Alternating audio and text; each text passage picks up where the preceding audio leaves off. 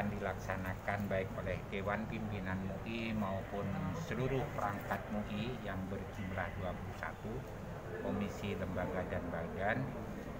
Memang kita buat menjadi 3 klaster program kerja. Masing-masing klaster itu kemudian akan diisi oleh komisi, lembaga, badan yang terkait. Nah, selanjutnya kita akan memonitor kegiatan itu. Tujuan dari diadakan rapat evaluasi kerja 2021 sekaligus perencanaan kerja ini agar supaya kita bisa mengetahui dan melihat pencapaian kerja dan perencanaan strategis yang dicanangkan oleh masing-masing komisi, lembaga, dan badan, sekaligus apa kendala yang dihadapi mereka, dan kalau memang ada kita tentunya akan melihat perencanaan program untuk mencari solusi terbaiknya. Kita akan diagnosis persoalan. Soal harapan tambahan anggaran dari Pemprov tahun depan gimana ya? Berapa kira-kira yang diajukan? Nah, itu nanti urusan bendahara dan sekretaris, karena saya memang tidak pernah ngurus uang, saya cuma melihat kebutuhannya saja apa, kemudian nanti dihitung dan akan kita ajukan ke Pemprov. Yang jelas dana itu mungkin kita utamakan untuk renovasi dulu. Karena kalau Mbak tahu kantor MUI, subhanallah walhamdulillah wala haula wala quwwata.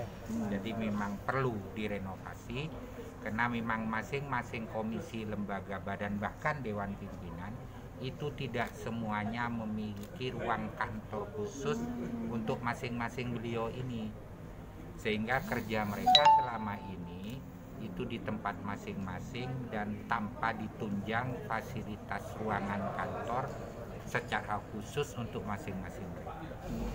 Terkait maraknya pinjol ilegal di Jawa Timur, seperti apa tanggapannya, Kiai? Apa itu? Saya belum. Pinjaman online, Pinjol online yang menjerat. Pinjaman Ya, pinjaman online. online Pinjaman yang ilegal, Kiai.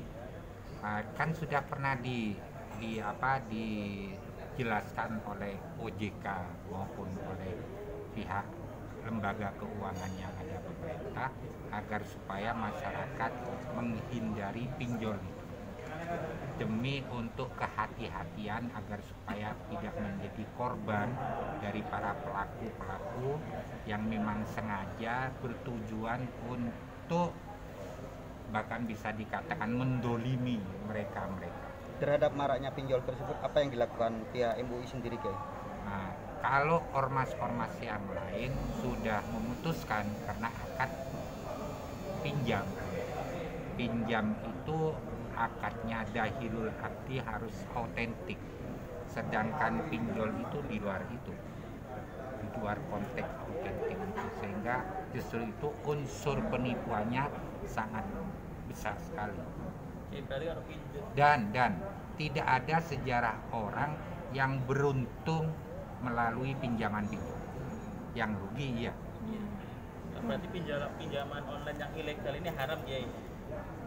Kalau memang itu ada unsur penipuan, bukan hanya haram tapi dosa besar, minal kabair. Dan seandainya dapat pinjaman benar, dijamin nggak berkah. Karena sebenarnya bukan hanya pinjol aja yang membutuhkan tidak oleh undang-undang. Jadi jangan dibelokkan ke masalah perbankan yang sudah formal. Kita kan masalah pinjol. Benar-benar menjadi perhatian pemerintah. Apalagi saat ini banyak masyarakat yang ekonominya porak-poranda akibat pandemi COVID-19.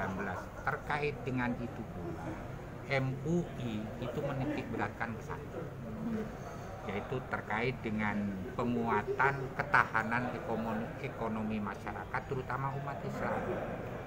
Karena tidak bisa umat Islam itu kita andalkan hanya dengan akidah dan agama. Dalam pengamalan syariat sehari-harinya diperlukan juga ketahanan ekonomi. Sebab keimanan umat Islam di Indonesia ini tidak sama. Ada yang 24 karat, ada yang 20 karat, ada yang belasan karat, ada yang sekarat. Iya, benar. Samaratnya. Cukup. Iya, makasih ya.